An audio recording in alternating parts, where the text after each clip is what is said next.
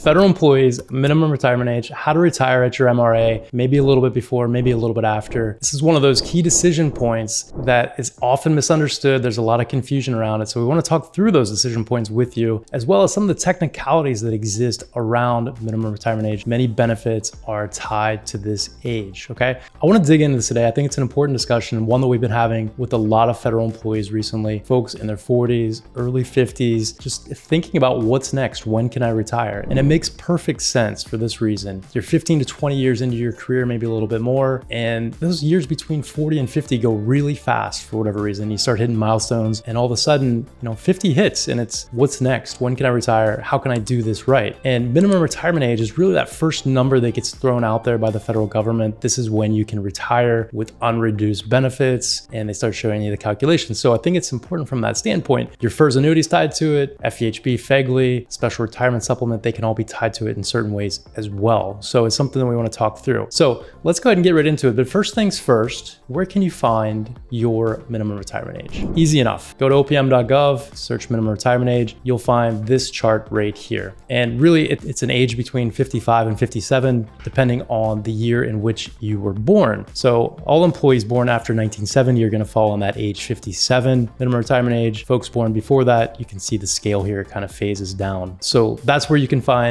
your MRA. The first concept that we want to talk about here is your FERS basic annuity. This is one of your core benefits, and it could be your most important one depending on how you want to view things. How does MRA impact your FERS basic annuity? We know to retire on an immediate unreduced annuity, you have to meet one of three criteria. You have to be minimum retirement age with 30 years of service, age 60 with 20 years of service, or age 62 with 5 years of service. If you don't meet one of those three criteria, you're not a special category employee, or you don't go out under an early offer from your agency, you're going to see a reduction if you decide to take your pension immediately. And that's 5% for every year that you're under the age of 62. All right, so let's look at the impact that MRA has on the FERS basic annuity. So let's look at how minimum retirement age is going to affect your FERS basic annuity calculations. Let's say you're age 57, so you hit MRA and you have $150,000 high three, you got 30 years of service, so you hit MRA plus 30, and you're gonna have a 1% multiplier. That's gonna give us a FERS basic annuity of $45,000 a year. It's a nice benefit, right? No doubt about it. But let's say you continue to work. So your creditable service continues, your pay increases, you go out to age 62 and you hit that magic number that we love to talk about, age 62 all the time. All right, so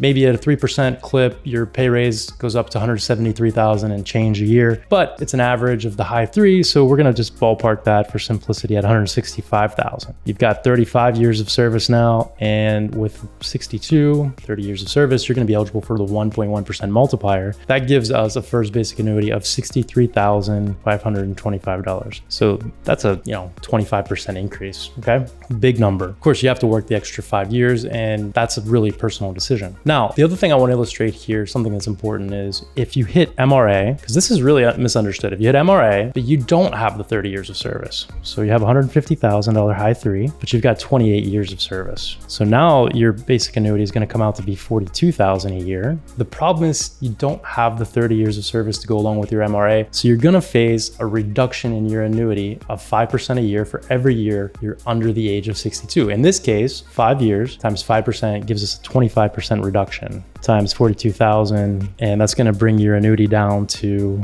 $31,500 a year. That's a really big reduction, 25% coming off the top. Now, you could work until age 60. Okay, so you'd have 60 and 20 and you wouldn't have the reduction in your annuity. You could take it immediately, or you could always postpone your annuity until you hit 62 and then start claiming your $42,000 a year. So that's a way around that. You could also pick up your FEHB benefits at that point too. So that's big considerations. But what I wanted to illustrate here, being comfortable taking less or thinking about how we can make up the difference here between what you may be leaving on the table somewhere else. I know the numbers aren't the only important part to this decision. Next on the list, let's talk about the special retirement supplement. So that's that nice benefit that's meant to mimic Social Security. If you go out at MRA plus 30, 60 plus 20, you're a special category employee, or you go out with an early offer from your agency, you can be eligible for the special retirement supplement. That will run from MRA up until age 62 when it stops, when you become eligible for Social Security. Now, this is important for a number of reasons. First of all, how do you calculate your SRS? It's a little confusing, and for the sake of simplicity here, we're gonna assume you're receiving a maximum Social Security benefit when you become eligible for through the SRS. And Social Security tells us that in 2024, the maximum benefit you could receive at age 62 is $2,710 a month, okay?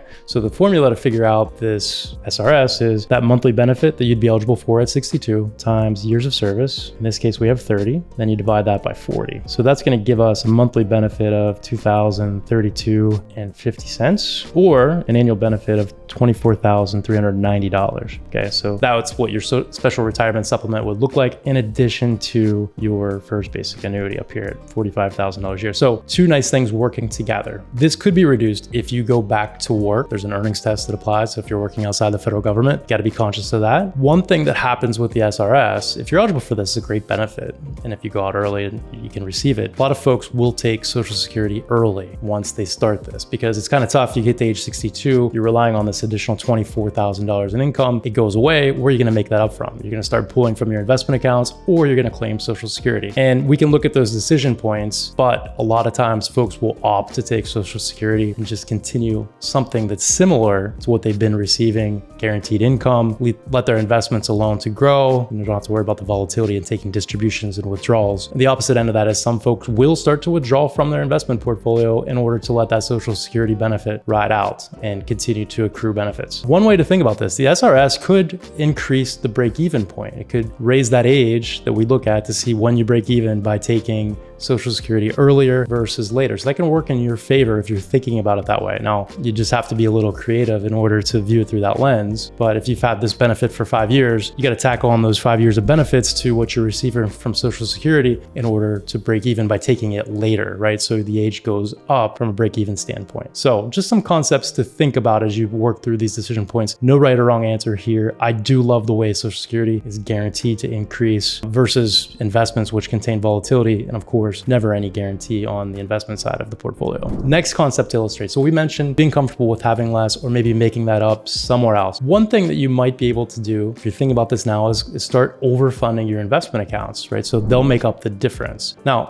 an interesting way to think about this, and let's go back to our worksheet here. If we're talking about a difference of, $18,000 a year from number one to number two, right? 45,000 to 63,000 a year. We need to make that up from an investment portfolio. So we want to make up this difference of $18,525 a year from an investment portfolio. Simple calculation to do that. I know a lot of folks will say they want to take a 4% distribution from their investments when they get to retirement age. We're going to ballpark that at 5% for this calculation, just for simplicity, right?